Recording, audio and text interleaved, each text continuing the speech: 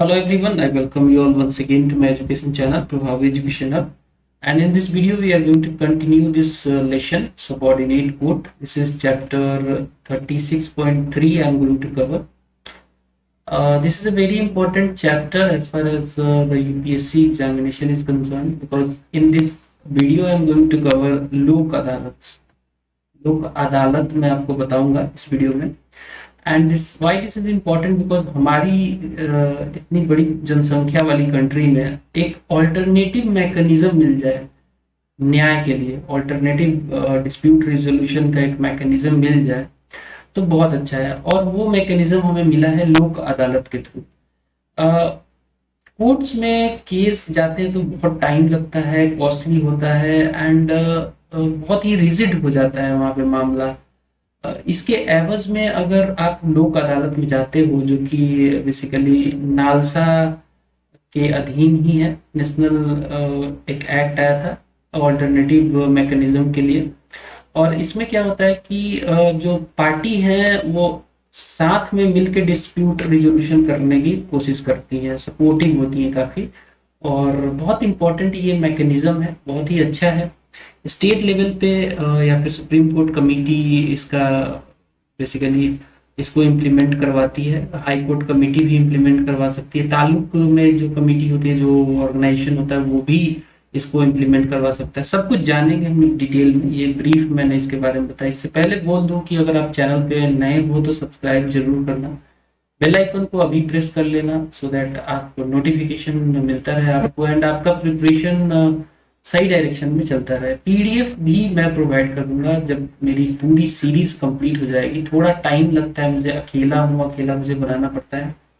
And in fact I am busy in other works also, but मैं कोशिश करता हूँ कि आपको कंटिन्यूअसली मटेरियल मैं प्रोवाइड करूँ. जल्द से जल्द मैं इस सीरीज को भी कंप्लीट कर दूँ ताकि आपको एटलीस्ट बेनिफिट जल्दी मिल जाए. पॉइंट वाइज पढ़ते हैं हम लोग. तो चलिए शुरू करते हैं लोक अदालत को. लोक अदालत है क्या? It is basically kind of forum जहाँ पे केसेस या फिर डिस्प्यूट्स जो कि कोर्ट में पेंडिंग होते हैं या फिर कोर्ट में प्री लिटिगेशन स्टेज में, मतलब कोर्ट में जाने वाले हैं, लोग तैयार कर रहे हैं अपना डिस्प्यूट कोर्ट में जाने के लिए, प्री लिटिगेशन स्टेज में है, उन सब मामले को लोक अदालत में डील किया जा सकता है. एक ऐसा फोरम है जहाँ पे केसेस जो कि ऑलरेडी पेंडिंग है कोर्ट में, उनको ट्रांसफर किया जा सकता है, लिया जा सकता है लोक अदालत में. या फिर कोई केस में कोर्ट में गया ही नहीं है, अभी प्री लिटिगेशन स्टेज में है, उसको भी सेटल या फिर कॉम्प्रोमाइज किया जा सकता है एमिकेबली. एमिकेबली का मतलब होता है सहमति से और सौहार्दपूर्ण तरीके से, मतलब कि दोनों जो एग्रीव्ड पार्टियां होंगी, एग्रीव्ड जो पार्टियां होंगी वो आपस में सहमति से प्यार से चाहेंगे कि इस मैटर को, इस डिस्प्यूट को रिजॉल्व किया जा सके. ठीक है, तो ये एक फोरम है लोक अदालत. आगे बढ़ते हैं. लोक अदालत को हम लोग जनता का अदालत भी कहते हैं या फिर पीपल्स कोर्ट भी कहते हैं. ये पुराने एंशिएंट टाइम से हमारे कंट्री में चला आ रहा है और इसकी महत्वता इतनी ज्यादा है कि इनफैक्ट आज भी in the modern era also it has still the very good values as far as their efficiency is concern. इनकी वैल्यू आज भी कम नहीं हुई है. So it is an old form of adjudicating system जहाँ पे ऑल्टरनेटिव डिस्प्यूट रिजोल्यूशन भी इसको कहते हैं. ऑल्टरनेटिव मतलब कि कोर्ट वोट के चक्कर से हटके आप एक ऑल्टरनेटिव डिस्प्यूट रिजोल्यूशन की तरफ जा सकते हैं जो कि लोक अदालत में मिल सकती है. It is also based on the Gandhian principle. तो गांधी जी के जो गांधी के प्रिंसिपल्स थे, बोलते थे कि लोक अदालत लोग के में ट्रस्ट करना चाहिए, उनका प्रिंसिपल था ये लोक अदालत. तो कहीं ना कहीं गांधी ने भी इसको सपोर्ट किया था. ठीक है, and Indian courts are over burden also, that is why it is required. ठीक है, इंडियन कोर्ट में इतने सारे केसेस अभी स्टिल पेंडिंग है कि उन पर रिजोल्यूशन करना, उनका वर्डिक्ट देना बहुत मुश्किल हो रहा है. उनको खत्म करना कोर्ट्स के बस की बात अब नहीं रही है. अगर आप नया केस लेके जाते हो तो definitely the time will be very lengthy. जो टाइम लगेगा it is kind of lengthy process and it is also expensive because यहाँ पे lot of expenses you have to give it from your pocket क्योंकि आपको फीस देनी पड़ती है, फिर आपको कई सारे डॉक्यूमेंट्स निकालने में वहाँ पे भी आपको चार्जेस देने होते हैं। It's a kind of very expensive process. अगर आप काउंसिल अपना हायर करोगे तो उसको भी मोटी रकम देनी पड़ेगी, and it is also tedious process, बहुत ही टेडियस प्रोसेस है। तो इसके एवज में कहीं ना कहीं लोक अदालत जो है एक ऑल्टरनेटिव डिस्प्यूट रिजोल्यूशन मैकेनिज्म की तरह, सिस्टम की तरह काम करता है, जहाँ पे ये सारी बातें नहीं है। It's kind of free services, amicably यहाँ पे डिसीजन होता है, वहाँ पे आप जा सकते हो, बहुत सारी चीजें, फीस वीस नहीं लगती है यहाँ पे, और बहुत ही एक्सपीडियस, बहुत ही जल्दी यहाँ पे निर्णय होता है। तो काफी अच्छी सिस्टम है ये। अगर बात करोगे कि इसका सर स्टैट्यूटरी स्टेटस क्या है, तो इनिशियली जो फर्स्ट लोक अदालत थी वो ऑर्गेनाइज की गई थी गुजरात में 1982 में। एक एमसीक्यू बन सकता है, ठीक है, कि कहाँ सबसे पहले लोक अदालत ऑर्गेनाइज की गई थी, which one of state where where the Lok Adalat have been first organize. तो आंसर आपका गुजरात होगा, एंड द ईयर इज 1982। ये एक वॉलंटरीली एंड कॉन्सिलरी एजेंसी की तरह काम करती थी पहले वहां पे गुजरात में, लेकिन इसकी ग्रोइंग पॉपुलैरिटी को देखते हुए इसको कहीं ना कहीं स्टैट्यूटरी स्टेटस देना जरूरी समझा सरकार ने, और लीगल सर्विसेज अथॉरिटीज एक्ट लगा के, लीगल सर्विसेज अथॉरिटी एक्ट लगा के,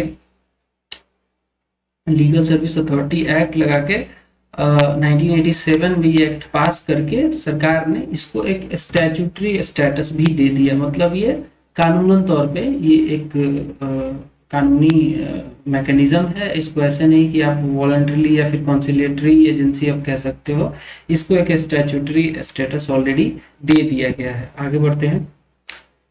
जो प्रोविजंस है relating to the organization and functioning, अगर बात करें लोक अदालत की, तो वो बेसिकली कैसे है देख लीजिए। कौन कौन इसको ऑर्गेनाइज कर सकता है, तो स्टेट लीगल सर्विसेज अथॉरिटीज जो होती हैं वो ऑर्गेनाइज कर सकती है, या फिर डिस्ट्रिक्ट लीगल सर्विसेज अथॉरिटी, या तो सुप्रीम कोर्ट की लीगल सर्विसेज कमेटी जो होती है, या फिर हाई कोर्ट की लीगल सर्विसेज कमेटी, या फिर तालुक लीगल सर्विस कमेटी। ये सारी कमेटियां या फिर अथॉरिटी जो है ये ऑर्गेनाइज करती है लोक अदालत। तो ऑर्गेनाइजेशन का जो राइट है इन सारे अथॉरिटीज को है, जैसे कि स्टेट लीगल सर्विस अथॉरिटी। ये सारी बातें मैंने आपको नालसा वाले वीडियो में बताई थी कि ये सब अथॉरिटी होती क्या है, ठीक है। ये अथॉरिटी जैसी अथॉरिटीज है जो कि लोक अदालत ऑर्गेनाइज करती हैं अपने अपने एरिया ऑफ जुरिडिक्शन में, ठीक है। अब देखिए, स्टेट लीगल सर्विस अथॉरिटी का एक एरिया ऑफ जुरिडिक्शन है, वहां पे वो ऑर्गेनाइज करेगी, और इसके पास कोई मैटर जाता है तो उसी रिलेटिंग एरिया में ये ऑर्गेनाइज कर सकती है। नेक्स्ट, लोक अदालत जनरली एक ऐसा, जनरली यहाँ पे जो कॉम्पोजिशन होता है वो कुछ इस प्रकार है कि एक इसमें जुडिशियल ऑफिसर होते हैं जो कि चेयरमैन होते हैं, एक इसमें लॉयर होते हैं जो एडवोकेट होते हैं, ठीक है, वो लॉयर इसके मेंबर होते हैं, ठीक है। तो एक चेयरमैन जो कि जुडिशियल ऑफिसर है, प्लस एक लॉयर जो कि इसके मेंबर होते हैं, प्लस एक सोशल वर्कर होता है जो एक मेंबर की तरह काम करता है। तो ऑलमोस्ट जनरली जो है 3 लोगों का ये एक कोर्ट होता है, अदालत होता है, और काफी अच्छा डिसीजन देते हैं ये लोग जनरली। बट ऑर्गेनाइजिंग जो अथॉरिटी है, जैसे कि मान लो state legal service authority, district legal service authority, इनके पास ये राइट है कि इस कॉम्पोजिशन को चेंज भी कर सकते हैं, जनरली यही होता है, ठीक है। नेक्स्ट, जो मैटर इनके पास आते हैं लोक अदालत में वो कुछ इस प्रकार के मैटर्स हैं, जैसे कि मैट्रिमोनियल मैटर्स हो सकते हैं, फैमिली डिस्प्यूट्स हो सकता है, क्रिमिनल बट कंपाउंडेबल ऑफेंसेस होते हैं। मतलब वैसे ऑफेंसेस, क्रिमिनल केसेस जो कि कंपाउंडेबल है, मतलब जिसपे की लॉ है ऑलरेडी, उसको डील कर सकता है लोक अदालत। लेकिन यहाँ पे एक इंपॉर्टेंट बात ये याद रखना हमेशा कि नॉन कंपाउंडेबल जो ऑफेंसेस होते हैं, जिसपे लॉ नहीं है, जो नई नेचर के जो ऑफेंसेस है, क्रिमिनल ऑफेंसेस हैं, उस पे लोक अदालत कभी भी डिसीजन नहीं ले सकता है। उसके लिए केसेस जो है वो ओनली एंड ओनली कोर्ट में ही दाखिल हो सकते हैं, लोक अदालत में उसको नहीं डील किया जा सकता है। तो ये एक इम्पोर्टेंट पॉइंट है जो मैं समझता हूँ कि आपको याद रखना चाहिए। देन लैंड एक्विजिशन के केसेस हो सकते हैं, वो भी लोक अदालत में सॉल्व किए जा सकते हैं। Labour disputes, work men's compensation cases, bank recovery cases, या फिर पेंशन केसेस, या फिर housing board and slum clearance cases, या फिर हाउसिंग फाइनेंस केसेस, या फिर कंज्यूमर ग्रीवांस केसेस, या फिर electricity matters, disputes relating to telephone bills, municipal matters etcetera, including house taxes case, dispute cellular companies etcetera. तो आप देख सकते हैं कि वाइड रेंजेस ऑफ एरियाज हैं, वाइड रेंजेस ऑफ डिस्प्यूट्स हैं जिनको आप लोक अदालत तक लेके जा सकते हो। जैसे कि लैंड एक्विजिशन से रिलेटेड आप जा सकते हो लोक अदालत, सीधा लोक अदालत जब ऑर्गेनाइज होती है वहां पे दो पार्टी जाके, एक पार्टी भी जाके वहां पे दाखिल कर सकती है कि मैं इस डिस्प्यूट को रिजॉल्व करना चाहता हूँ। तो इसमें कौन कौन से केसेस हैं जो जा सकते हैं, तो any case pending before the court, कोई भी कोर्ट में कोई केस दाखिल हुआ है और वो दायर किया गया है बट उस पर अभी डिसीजन नहीं हुआ है, वो उसकी सुनवाई नहीं की गई है, कोर्ट पे फाइनल डिसीजन नहीं आया, पेंडिंग है अगर कोई केस, तो उसको रेफर किया जा सकता है लोक अदालत के पास फॉर द सेटलमेंट इफ, अब यहाँ पे देख लेना, if the parties thereof agree to settle the dispute in लोक अदालत, अगर दोनों पार्टी ऐसा चाहती है कि इस जो पेंडिंग केस है उसको लोक अदालत में सॉल्व किया जाए, वहां पे जाके डिस्प्यूट को सेटल किया जाए, तो इसको ट्रांसफर किया जा सकता है लोक अदालत में। या फिर कोई एक पार्टी एक एप्लीकेशन डाल दे कि कोर्ट को रेफर कर देना चाहिए इस केस को लोक अदालत को, तब भी किया जा सकता है। दो पार्टी में से एक पार्टी अगर एप्लीकेशन दे दे तब भी हो सकता है। या फिर कोर्ट को ऐसा लगता है, कोर्ट सेटिस्फाई होता है कि ये मैटर जो है अप्रोप्रिएट है, इसको लोक अदालत के संज्ञान में भेजा जा सकता है, लोक अदालत को दिया जा सकता है, तो भी ये केस जो पेंडिंग है उसको भेजा जा सकता है लोक अदालत में। So again the court is satisfied that the matter is an appropriate one to taken cognizance of by Lok Adalat, तब भी इसको दिया जा सकता है। नेक्स्ट, अब अगर मान लीजिए प्री लिटिगेशन स्टेज में है डिस्प्यूट कोई, जिसको अभी कोर्ट में डाला नहीं गया है लेकिन प्लान कर रहा है कोई डालने का, प्री लिटिगेशन डिस्प्यूट है, कोर्ट में अभी नहीं गया, लिटिगेशन में, तो इसको भी रेफर किया जा सकता है लोक अदालत में on receipt of an application from any one of the parties. मान लीजिए कोर्ट में लिटिगेशन स्टेज पे है, तो कोर्ट के पास अगर कोई एप्लीकेशन आया कि इस मैटर को एक कोई पार्टी ने, दो पार्टियां हैं डिस्प्यूट वाली, उनमें से एक कोई एप्लीकेशन डाल दे कि इसको भेज दिया जाए लोक अदालत में, तो भेजा जा सकता है।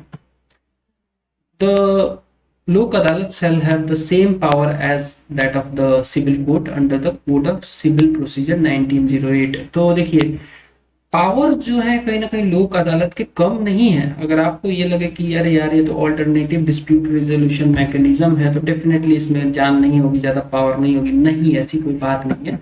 लोक अदालत इनफैक्ट मैं मानता हूँ कि एक बहुत ही स्ट्रॉन्ग एक कोर्ट है, एक अदालत है जहाँ पे जस्ट जो उसका पावर है वो सिविल कोर्ट की तरह है, under the code of civil procedure 1908। या फिर इसको आप ऐसे भी देख सकते हो, it shall have the requisite powers to specify its own procedure for the determination of any dispute.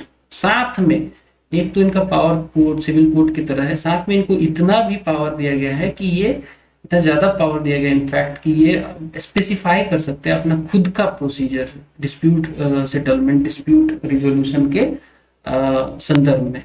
And इसके लिए ये इनफैक्ट कई बार क्या होता है कि इंडियन पेनल कोड का हेल्प लेते हैं। इंडियन पेनल कोड जो 1860 का है, मकाले का बनाया, लॉर्ड मकाले का बनाया पेनल कोड है। यानी बहुत सारी चीजें इसमें रिवाइज हो रही हैं, होनी भी चाहिए। एंड अगर मान लीजिए क्रिमिनल प्रोसेस को डील कर रहे हैं तो कोड ऑफ सीआरपीसी जो है, कोड ऑफ क्रिमिनल प्रोसीजर, जो कि 1973 में आया था, उसको भी ये रेफरेंस लेते हैं। नेक्स्ट है जो अवार्ड देते हैं लोक अदालत वाले, वो क्या है, उसकी डिग्री कैसी होती है, उसका वेटेज क्या है, तो it's degree of, it's a kind of degree of a civil court और an order of any other court. तो जो इनका वर्डिक्ट होता है, जो अवार्ड देते हैं, वो सेम वैल्यू की होती है जो कि एक अवार्ड आता है कहीं कोर्ट से, सिविल कोर्ट से, ठीक है, या फिर कोई अदर कोर्ट हो जिसकी वैल्यू जितनी होगी उतनी ही वैल्यू इस लोक अदालत के वर्डिक्ट की भी होती है। और इनफैक्ट एक बात बता दूं कि इसका जो डिसीजन होता है फाइनल एंड बाइंडिंग होता है। फाइनल एंड बाइंडिंग, इसके लिए अपील भी नहीं किया जा सकता है किसी कोर्ट में।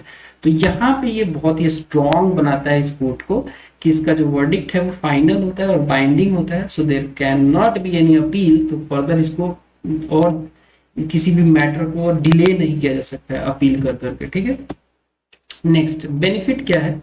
बेनिफिट इज देखो तो वेराइड है, बहुत सारे बेनिफिट है। सबसे पहले तो कोर्ट फी नहीं है, तो एक मतलब एक्सपेंसेस कम है, कोर्ट है में फीस देना ही नहीं है, तो लोग जो पुअर हैं, वीकर सेक्शन ऑफ सोसाइटी है, वो इजीली इस कोर्ट को अप्रोच कर सकते हैं। एंड अगर मान लीजिए कि पहले से कोर्ट में कोई पेंडिंग केस है जहाँ पे ऑलरेडी फीस दिया गया है और उस केस को ट्रांसफर कर दिया गया लोक अदालत में, उस केस में भी जो फीस पे किया गया है उसको भी रिफंड करने का प्रोविजन है। तो बहुत सस्ता, और सस्ता क्या, फ्री है। And the basic feature of Lok Adalat are the procedural flexibility and speedy trial. तो ऐसा नहीं है कि इसमें जो कानून है उसी को फॉलो करना जरूरी है। Although they take reference of Indian penal code 1860 and the CrPC 1973 और सिविल कोड का जो कोड ऑफ सिविल प्रोसीजर 1908 है, although they take reference out of it, इसका रेफरेंस लेते हैं, but it is not compulsory कि ये लोग हमेशा रेफरेंस इसी के रिजिडिटी के हिसाब से चलते रहे। सो दैट इज वाई ये अपने खुद के प्रोसीजर भी बना सकते हैं। That is why they are flexible and speedy trial देते हैं, जल्दी से जल्दी डिसीजन आ जाता है। Next is the parties to the dispute can directly interact with the जज थ्रू देयर काउंसिल। और ये फैसिलिटी नॉर्मल जो कोर्ट्स में मैटर होते हैं उसमें नहीं होती है। पार्टीज डायरेक्ट जज से बात नहीं करते हैं, उनके काउंसिल उनके वकील ही जज को अपना पक्ष रखते हैं। बट इस मैटर में जज और मतलब पार्टी जो है काउंसिल के द्वारा बैठ के आपस में डिसाइड कर सकते हैं कि इस पे डिसीजन कैसा होना चाहिए, क्या होना चाहिए। तो इंटरेक्शन होता है, तो ये फैसिलिटी एक अच्छी फैसिलिटी है। नेक्स्ट है award is binding on the parties so it does not cause any delay. तो ये मैंने ऑलरेडी यहाँ पे बताया था आपको कि फाइनल एंड बाइंडिंग होता है, कोई अपील नहीं है, तो इससे क्या होता है कि फर्दर डिले नहीं होता है। So overall that's all from this video. लोक अदालत काफी एक इंटरेस्टिंग टॉपिक था जो कि मैंने आपको एक्सप्लेन किया। आई होप कि आपको पसंद आया होगा। पसंद आया तो लाइक मारना, शेयर कर देना दोस्तों के साथ एंड सब्सक्राइब कर लेना चैनल को, ताकि आपको मैं कंटेंट लगातार देता रहूं और मुझे मोटिवेशन मिलता रहे। सॉरी मैं कुछ अजीब से वर्ड्स यूज कर रहा हूँ। That's all, bye.